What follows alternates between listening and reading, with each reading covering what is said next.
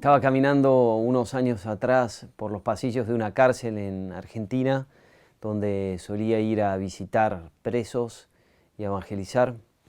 Me encontré con muchos evangélicos, hermanos separados, que muchas veces se acercaban a hablar con su palabra en la mano. Y algunos me hablaban obviamente, de la idolatría de los católicos, así lo llamaban ellos, ¿no? Y me decían: padre, ¿cómo puede ser que ustedes adoran las imágenes? No pueden adorar las imágenes, la Biblia dice que no hay que adorar las imágenes, y ellos mismos citaban una cita muy precisa del libro del Éxodo, que comparto con ustedes. Es Éxodo capítulo 20, es el capítulo en donde el Señor nos enseña los mandamientos, es un capítulo muy importante de la Biblia, y en este capítulo dice efectivamente lo siguiente: Yo soy el Señor tu Dios, que te hice salir de Egipto, de un lugar de esclavitud. Versículo 3, no tendrás otros dioses delante de mí. Versículo 4, no te harás otros dioses, no te harás ninguna escultura y ninguna imagen de lo que hay arriba en el cielo, o abajo en la tierra, o debajo de la tierra, en las aguas. No te postrarás ante ellas, ni les rendirás culto, porque yo soy el Señor tu Dios, un Dios celoso. Esta cita la utilizaban para decir: padre, ¿cómo puede ser? Acá dice claramente que no hay que hacerse ninguna representación, decían ellos, ninguna escultura, ninguna imagen de lo que hay arriba, en el cielo, abajo, en la tierra, debajo de la tierra, en las aguas. Es decir, no podemos hacer ninguna representación de absolutamente ninguna persona, como ustedes tienen de los santos en sus iglesias. A lo cual le contesté: si usted conoce la palabra de Dios, lea Números 21 y después viene y me comenta. Bueno, nunca recibí el feedback de estos muchachos, pero me dejaron de platicar. Resulta que en el libro de los Números, en capítulo 21, si tornamos nuestra atención a este capítulo, tenemos la historia, el recuento de la serpiente de bronce. La serpiente de bronce es capítulo 21 de Números, versículo 4.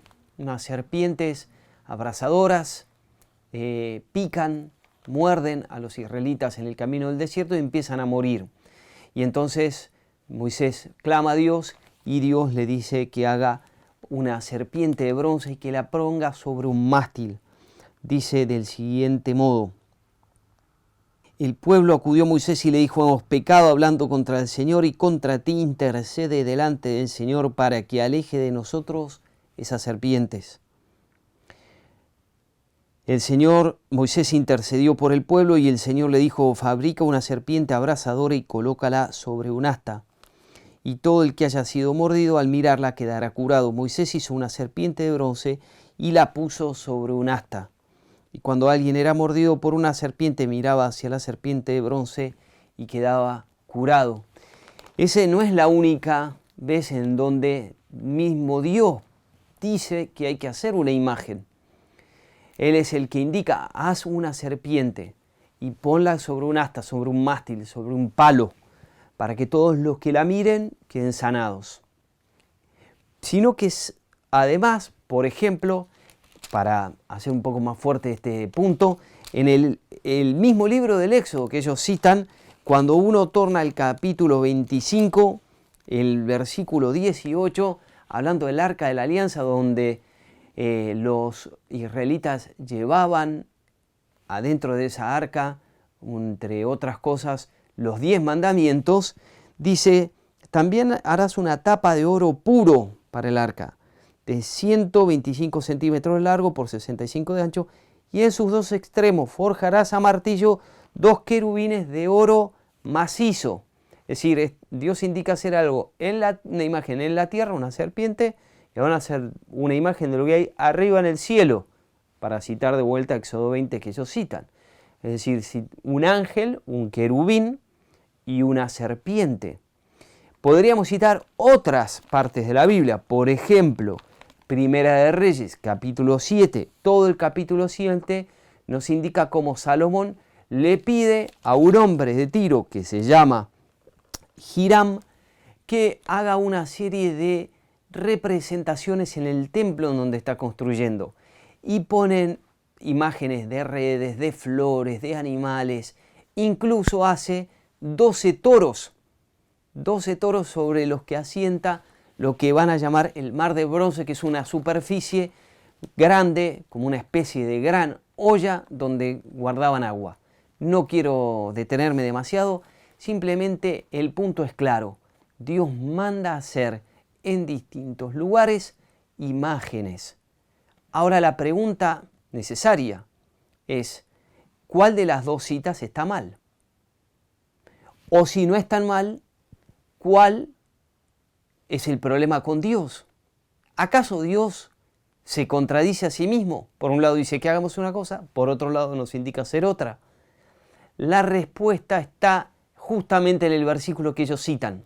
Cuando uno vuelve su atención a Éxodo 20, se nota claramente que la intención de Dios no es la de no fabricar ninguna cosa, sino la de no rendir culto a ninguna cosa que no sea Dios. Por eso lo que Dios condena no son las imágenes, sino la idolatría, que es muy distinto. Por eso dice, no te harás otros dioses.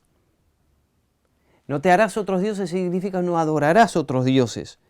Por eso dice después de no te harás ninguna escultura, no te postrarás ante ellas ni les rendirás culto como si fueran dioses, porque yo soy el Señor tu Dios. Yo soy el Señor tu Dios.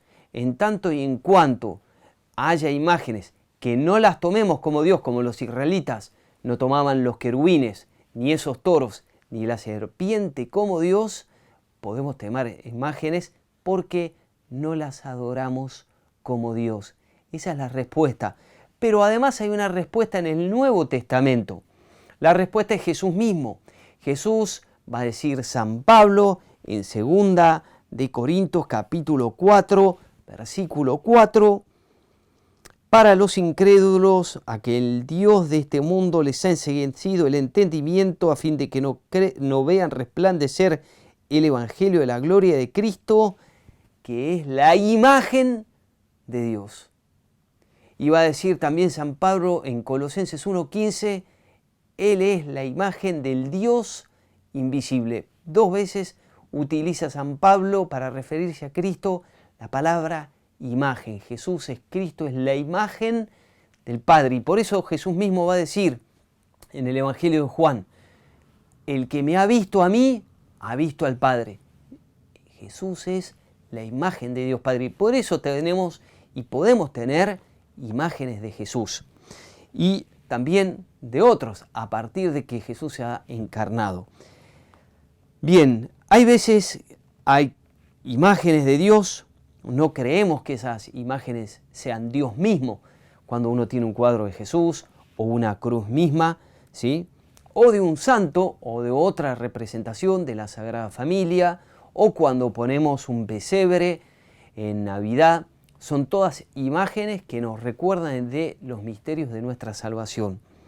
Es así como quien tiene una fotografía. Tenemos una fotografía, sabemos que el que está en la fotografía no es la persona misma. La persona está en otro lado, por ahí falleció, pero nos recuerda. La miramos y nos acordamos de un lindo momento que vivimos con ellos, de cómo estábamos juntos en México. Nos acordamos de aquel tiempo cuando la familia estaba reunida festejando alguna ocasión. Y en las plazas también tenemos bustos de, por ejemplo, los libertadores de nuestros países, próceres, que están en sus caballos, pero nadie piensa que eso es idolatría, porque nadie piensa ni adora esas imágenes, ¿sí? Sabemos que están ahí con su caballo, con su sable, nos recuerdan de sus proezas, nos recuerdan simplemente. Nosotros tenemos impresiones, gigantografías en las rutas, en las autopistas, de cantantes famosos, pero nadie los adora. ¿Podría alguno ser un idólatra adorando a un famoso? Ciertamente que quizás sí. ¿O algún jugador de fútbol? Ciertamente que sí. El mismo riesgo alguno podría correr si adorara una imagen. Pero nosotros estamos llamados a tener esas imágenes porque nos recuerdan de quién es Dios. Y por eso podemos acercarnos con devoción. Las imágenes no son cualquier cosa, porque son imágenes sagradas. Y esa es la diferencia. Son imágenes sagradas que además están benditas. Y por tanto nosotros podemos tomar gracia de ellas. Como cuando se bendice, por ejemplo, el agua de la pila bautismal o el agua que nosotros llevamos a casa, que también es agua bendita. Nos santiguamos con esa agua bendita. Entramos a la iglesia, tocamos nuestros dedos con el agua, nos santiguamos con esa agua. Eso se llama un sacramental. Las imágenes también son unos sacramentales. No son un sacramento, porque un sacramento es distinto. El sacramental, ¿cuál es la diferencia? Confiere la gracia al que lo utiliza con fe. Si yo utilizo el agua bendita con fe, eso sirve para mi vida espiritual. Si yo no lo uso con fe, no me sirve de nada. Si yo toco la imagen de María, de San José, de algún santo, y le hablo con devoción, sabiendo que no es el santo, ni la Virgen, ni María, ni Jesús, simplemente una imagen, pero voy y toco esa imagen con devoción y pido con fe, recibo gracia. ¿Cuántas personas no se han sanado cuando han ido a visitar la imagen de la tilma en Guadalupe? ¿Cuántas personas no se han sanado visitando la imagen? Incluso ni siquiera se pueden tocar porque está lejos, en Lourdes, la imagen de María. Infinidades, relatos, hay documentados en Lourdes miles. Por eso, si nos acercamos a las imágenes con fe y las tocamos con fe, confieren para el fiel la gracia que uno pide a ese santo que está representado. Es como la mujer del Evangelio, que va a tocar a Jesús. ¿Se acuerdan la hemorroísa? Había mucha gente, pero ella dice, con solo tocar los flecos de su manto. Y toca el fleco. Así nosotros también vamos a tocar el fleco de Jesús a través de las imágenes. Es un sacramental. ¿Esa mujer podría haber sido curada rezando en su casa? Sí, pero sin embargo fue y tocó. Necesitamos tocar las cosas de Dios. A veces lo visible, lo tangible nos ayuda. Así como Jesús es una imagen del Dios invisible, como decía Colosenses 1:15, así las imágenes nos llevan al mundo invisible, son una ventana, nos abren el camino hacia el mundo invisible y hacia allí queremos ir. Amén.